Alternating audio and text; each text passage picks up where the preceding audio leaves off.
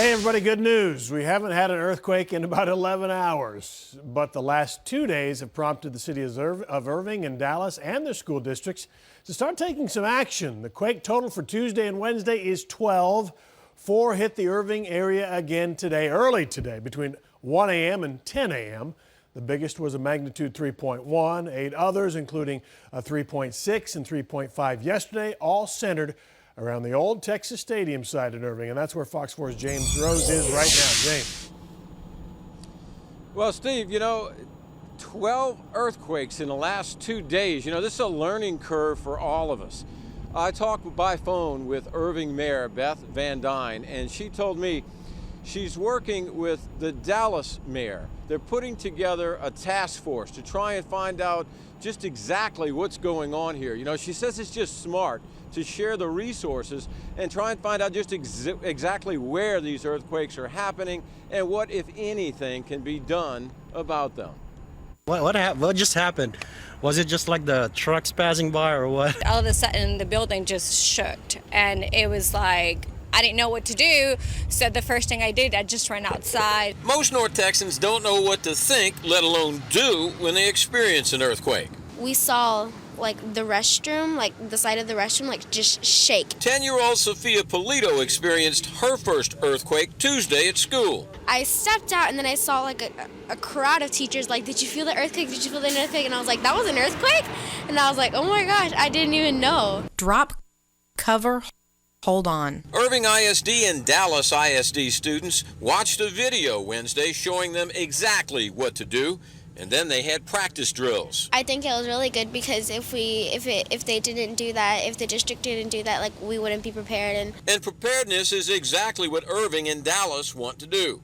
That's why they've formed a task force, especially since the earthquakes are on the Irving-Dallas border. I think by combining our resources, we can work with specialists at SMU and other folks to really answer the question about what should we be expecting?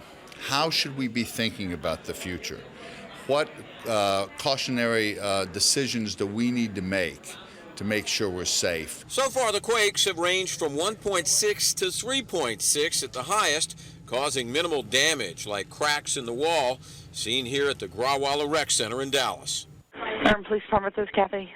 Did we just have another earthquake? Yes, we did. Oh my God, it shook my whole... I know, it shook the whole police department. It scared me too.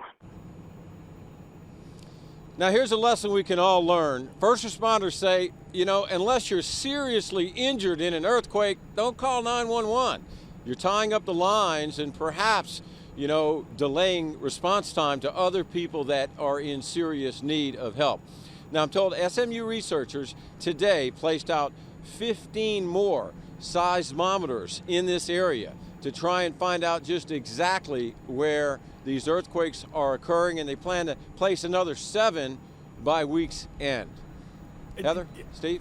James, how many do they need out there? 15 today, 7 more. I imagine it's a fairly tight cluster around Texas, the old Texas Stadium site. What do they learn? Why are they adding the additional 7 more? What I'm told, Steve, is these 7 more that they're going to add later toward the end of the week are really fancy. They can transmit real-time data from the location, and that's apparently pretty critical when they're trying to narrow down just exactly where these things are coming from. And the goal is they're hoping all this information compiled might point to exactly what the problem is and what, if anything, might be able to be done about it. And I imagine they're pretty excited that they're ongoing right now and they're continuing to do so they can throw those things out there and get some feedback and not just have to wait and hope something else happens. James Rose, right, Irving tonight. Right, that's correct. Thank you, James.